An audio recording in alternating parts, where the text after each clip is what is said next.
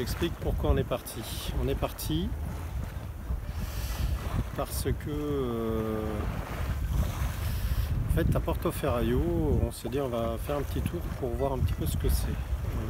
C'est un gros point d'interrogation, premièrement on n'a jamais été. Deuxièmement,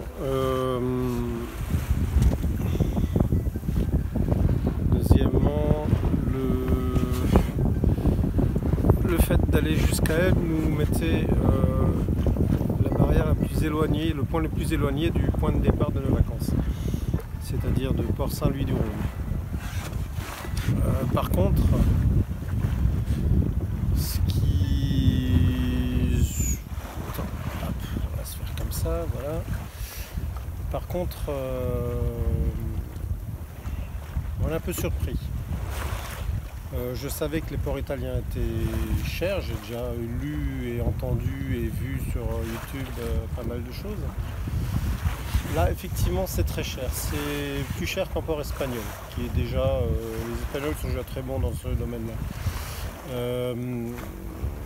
La problématique de ce port italien, c'est que, en fait, on paye cher, mais on n'a pas grand-chose.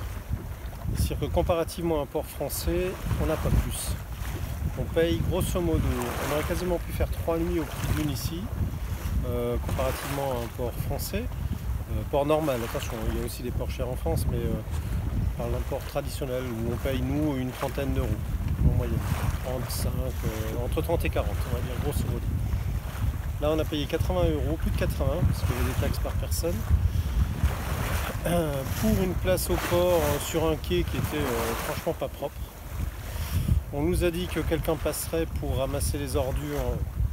Jamais vu personne. On repart avec d'ailleurs. Parce que j'avais dans l'idée de les laisser comme quelqu'un l'avait fait quand on est arrivé. Les gens de la capitainerie étaient en train de nettoyer le quai. Je pense que la personne d'avant n'a pas trop apprécié qu'on lui fasse le coup. On nous donne une feuille avec des horaires spécifiques de passage d'une personne et finalement on l'a vu, on n'a rien. Il y avait de l'eau et de l'élec, ça ok, comme partout. Bon, autrement on aurait voulu rester 2 nuits, l'idée c'était de louer une moto, une Vespa ou un truc du genre pour aller se promener un peu par ailleurs et puis finalement on n'a même pas trouvé de loueur. Donc comme c'est assez escarpé, je ne me voyais pas chercher un loueur de vélo ou commencer à fouiller. L'autre point négatif, on arrive à entre 16 et 17 heures, je crois bien, on est arrivé. Et on nous demande de partir à 10 heures maximum le matin.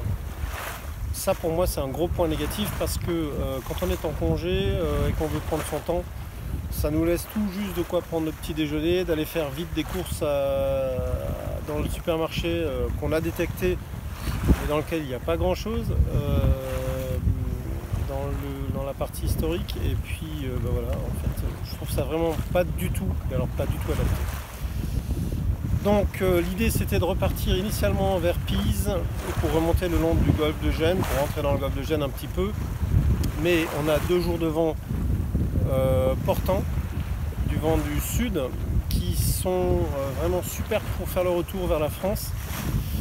Donc comme de toute façon ça aurait été des sauts de puce, on navigue la journée, on arrive le soir et on n'a pas le temps de visiter quoi que ce soit et en repartant le lendemain. On a fait une croix dessus, on reviendra peut-être un jour quand les prix sont abordables, quand les gens seront adaptés à ça. Et on repart sur Masinaggio directement sur la pointe Corse pour faire une étape aujourd'hui et on profite du même vent demain pour faire la suite vers la côte française. Voilà, du côté d'Antibes ou dans ces Nice, Antibes, je sais pas trop où on va atterrir, mais bon, dans ce coin-là. L'idée, vent portant, une dizaine de nœuds. J'ai fait un montage de travers pour le SPI, je vais le rectifier, ça m'embête au possible, le SPI n'a pas la taille qu'il faut pour le Spinex. Je suis obligé d'utiliser une amure variable et en fait cette amure elle s'enroule du mauvais côté, enfin bon bref, il y a des trucs que ou alors j'ai eu un truc que j'ai pas compris ou la taille du SPI n'est pas adaptée. Bon, c'est un SPI de près donc je vais pas me plaindre, mais je vais essayer de régler ça quand même cet après-midi si le vent me laisse le faire, si la place au port me le permet. L'idée c'est d'arriver à Masinaggio pas trop tard et en profiter un peu. On a apprécié notre passage la première fois à l'aller et j'espère qu'au retour on appréciera tout autant. Voilà, donc là pour l'instant on avait un vent du sud au départ, le vent a radicalement tourné nord sur toute presque sur la moitié de l'île d'Elbe. Là on est reparti sud et j'attends qu'il tourne un tout petit peu plus pour monter les spies asymétriques. Ça passerait pour un code 0, c'est vexant, je ne l'ai pas encore. Mais là on est sur du 80, alors c'est vraiment limite. Je vais l'essayer mais c'est vraiment limite. Je ne peux pas mettre le bout dehors parce qu'il y a un couac, donc je vais le mettre sur le davier comme j'avais fait la première fois. Et on va voir ce que ça donne. Bon. Alors, il y a une chose est sûre. C'est qu'il vaut mieux une femme qui dort qu'une femme qui aime la voile.